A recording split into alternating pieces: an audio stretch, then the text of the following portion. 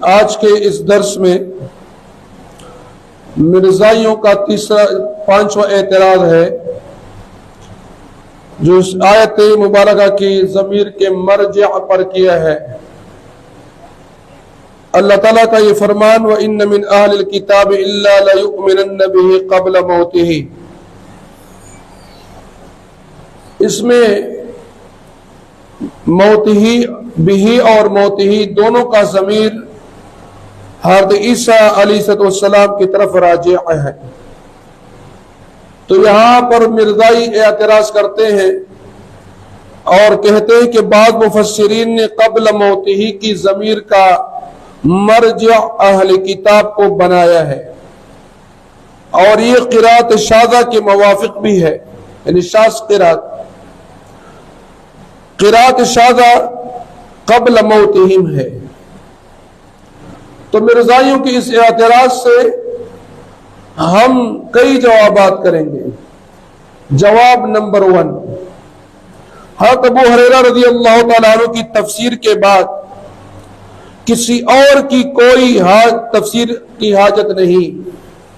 یعنی جب حضرت ابو ہریرہ رضی اللہ تعالیٰ عنہ نے اس کی تفسیر بیان کی ہے تو ہمیں کسی اور کی تفسیر کی ضرورت نہیں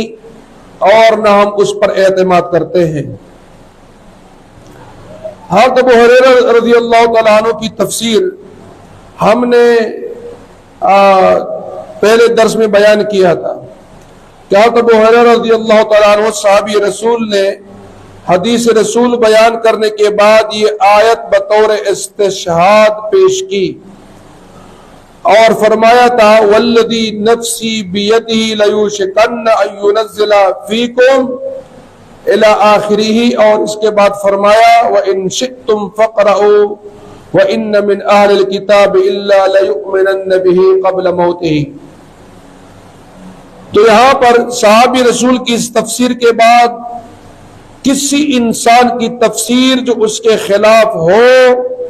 اس کی ہمارے ہاں کوئی اوقات نہیں اور قابل اعتماد نہیں۔ لہذا اس لیے کہ حضرت ابو ہریرہ رضی اللہ تعالیٰ عنہ کی تفسیر در حقیقت یہ حضور پاک صلی اللہ علیہ وسلم کی تفسیر ہے، کیونکہ ایسے مقامات جہاں ابو ہریرہ رضی اللہ تعالیٰ عنہ نے اپنے قیاس سے کچھ نہیں کہہ سکتے، ان کی اکثر عادت شریفہ یہ تھی کہ کسی حدیث کے بیان کرنے کے بعد وہ استشہاد کے طور پر کبھی تو فرماتے قال رسول اللہ صلی اللہ علیہ وسلم وَإِن شِئْتُمْ فَقْرَؤُوا، اور کبھی صرف ان شئتم فرماتے۔ تو معلوم ہوا کہ یہ تفسیر در حقیقت ابو ہریرہ رضی اللہ تعالیٰ عنہ کے واسطے رسول اللہ صلی اللہ علیہ وسلم کی تفسیر ہے، اور جب صحابی کی تفسیر صحابی کی زبانی ہمیں معلوم ہوئی تو اس کے بعد کسی اور کی تفسیر کی حاجت ہمیں نہیں۔ جواب نمبر 2،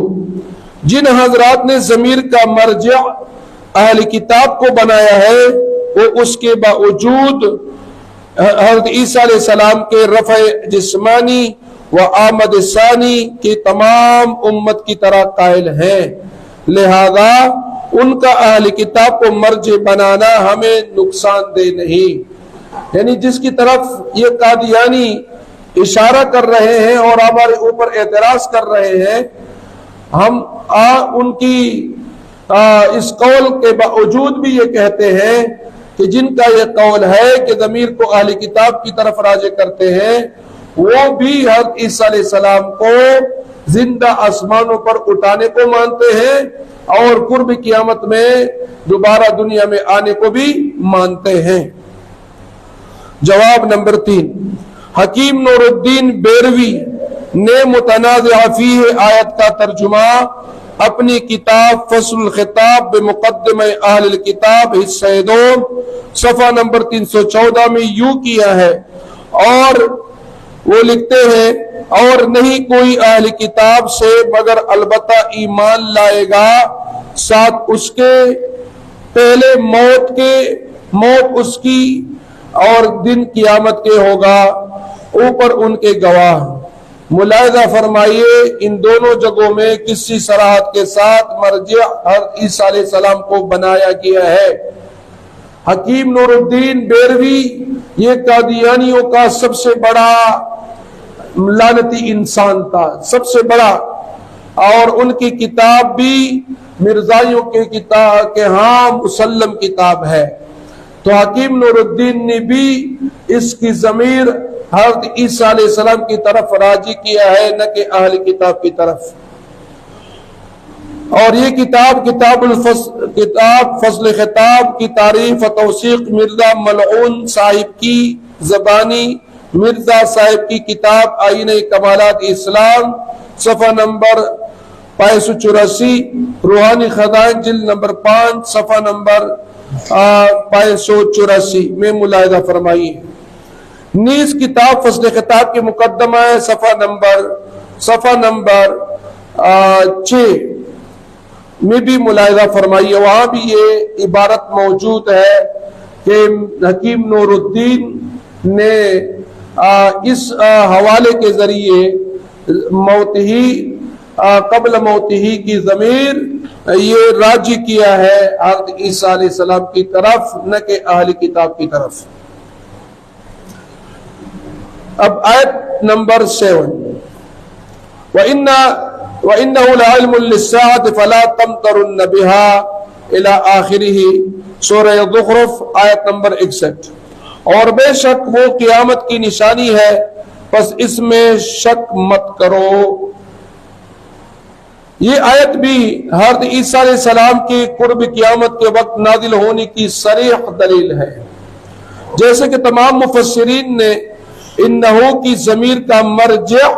حضرت عیسیٰ علیہ السلام بتاتے ہوئے لکھا ہے کہ قیامت کی نشانیوں میں سے حضرت عیسیٰ علیہ السلام کا دوبارہ آنا ہے۔ اور اس طرح شاہ عبد القادر صاحب رحمت اللہ علیہ نے، جو مرزا خود بھی اس کو 13ویں صدی کا مجدد مانتے ہیں، یہ ترجمہ کیا ہے کہ حضرت عیسیٰ علیہ السلام کا آنا نشان قیامت ہے۔ اور اسی طرح ملا علی قاری رحمت اللہ علیہ نے فقہ اکبر صفحہ نمبر 146 پر اس آیت کو نزول عیسیٰ علیہ السلام پر بطور دلیل پیش کیا ہے۔ اور مرزا قادیانی نے بھی اپنی کتاب اعجاز احمدی میں ضمیر کا مرجع حضرت عیسیٰ علیہ السلام کو بنایا ہے۔ دیکھو اعجاز احمدی بنام ضمیم نزول مسیح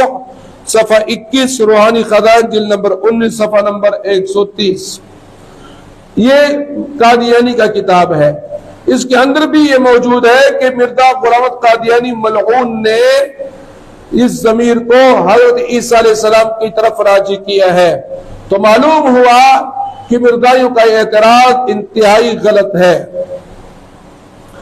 آیت نمبر 8، وَيُكَلِّمُ النَّاسَ فِي الْمَهْدِ وَكَهْلًا إِلَىٰ آخِرِهِ، سورہ آل عمران صفحہ نمبر آیت نمبر 46۔ اور وہ عیسیٰ علیہ السلام لوگوں سے کلام کریں گے، گود میں بھی اور بڑھاپے میں بھی۔ واقعہ رفع یا صلیب یا قتل بالاتفاق قبل الکہولت عالم جوانی میں ہوا ہے، پس ضروری ہے کہ وہ دوبارہ نازل ہو تاکہ زمانہ کہولیت کی گفتگو بھی صحیح ہو جائے۔ اب مہد میں کلام کرنا خارق عادت ہے، یعنی مہد میں پنگوڑے میں کلام کرنا، بچپن میں باتیں کرنا، یہ خارق عادت کے خلاف ہے، یعنی بچے ایسی بات نہیں کرتے۔ حضرت عیسیٰ علیہ السلام نے اللہ تعالیٰ کے حکم سے باتیں کی ہے، اپنی ماں کی صفائی بیان کی ہے، تو یہ خلاف عادت ہے، خارق عادت ہے۔ جیسے کہ مرزا نے ملخص تریاق القلوب صفحہ نمبر 41، روحانی خزائن جلد نمبر 15 صفحہ نمبر 217 218 میں تسلیم کیا ہے، اور کہا ہے کہ عیسیٰ علیہ السلام نے مہد میں کلام کی تو میرے بیٹے نے 2 مرتبہ ماں کے پیٹ میں باتیں کی، تو مہد کی طرح زمانے کہولیت کی کلام بھی خارق عادت ہونا چاہیے۔ جس طرح حضرت عیسیٰ علیہ السلام کی مہد میں کلام کرنا خارق عادت ہے، اس طرح بڑھاپے میں بھی بات کرنا بھی خارق عادت ہے۔ اور وہ تبھی ہو سکتا ہے کہ جب اس کا دوبارہ نزول مانا جائے، ورنہ زمانے کہولت میں ہر ایک بات کرتا ہے تو پھر احسان کیسے ہوا؟ مطلب یہاں پہ مرزا قادیانی نے حضرت عیسیٰ علیہ السلام کی اس بات کو تسلیم کیا ہے۔ راضی جلد نمبر 2 صفحہ نمبر 456، روحانی خزائن جلد نمبر 1 صفحہ نمبر 293، اس پر یہ حوالہ موجود ہے۔ هو قول الحسین بن فضل البجلی ان المراد بقوله وكهلا ان يكون كهلا بعد ان ينزل من السماء في آخر الزمان ويكلم الناس ويقتل الدجال۔ قال الحسين بن الفضل وفي هذه الآية نص في أنه سنزل إلى الأرض۔ مطلب یہ کہ یہاں پہ ایک شعر لکھا گیا ہے، کما قیل دندان تو جملہ در دبانند چشمان تو زیر آبرو ہانند۔ یہ کلام کسی نے اپنی محبوب کی تعریف میں کہا تھا کہ تیرے سارے دانت منہ کے اندر ہے اور تیری آنکھیں آبرو کے نیچے ہیں، تو یہ کوئی خاص تعریف کی بات نہیں۔ اور جس طرح یہ کلام تعریف نہیں بن سکتا اس لیے کہ ہر انسان کے دانت منہ کے اندر ہوتے ہیں اور ہر انسان کی آنکھیں یہ آبرو کے نیچے ہوتی ہے، اور جس طرح یہ کلام تعریف نہیں بن سکتا اس طرح اگر وَيُكَلِّمُ النَّاسَ فِي الْمَهْدِ وَقَالَا کو خالق کی عادت نہ مانا جائے تو وہ بھی اسی طرح بے معنی ہو جائے گا۔ مطلب یہ پھر حضرت عیسیٰ علیہ السلام کی یہ معجزات اور یہ خارق عادت ان خلاف عادت بات کرنا پھر یہ اب بے معنی ہو جائے گا، کیونکہ کہولت اگر پہلے کی مراد لی جائے تو پھر تو ہر ایک کہولت کے زمانے میں کلام کرتا ہے، پھر تو ہر ایک انسان بڑھاپے میں کلام کرتا ہے۔ پھر یہ احسان خدا نے کیا ہے کو جتلایا۔ احسان تبھی بنتا ہے کہ جب اس سے خارق عادت مانا جائے، یعنی اللہ تعالیٰ کا یہ احسان تب بنے گا کہ جب حضرت عیسیٰ علیہ السلام کی مہد میں اور کہولت کے زمانے میں بڑھاپے کے زمانے میں بات کرنے کو مانا جائے۔ اور خالق عادت تبھی ہو سکتا ہے کہ جب کہ دوبارہ نزول کے بعد کہولت کے زمانے میں ان کا کلام مانا جائے، جیسے کہ مفسرین نے صراحت کی ہے۔ وَإِذْ كَفَفْتُ بَنِي إِسْرَائِيلَ عَنْكَ إِلَىٰ آخِرِهِ سورۃ المائدہ آیت نمبر 110۔ اور جب ہم نے بنی اسرائیل کو تجھے نقصان پہنچانے سے روک دیا، جیسے آپ کو معلوم ہے کہ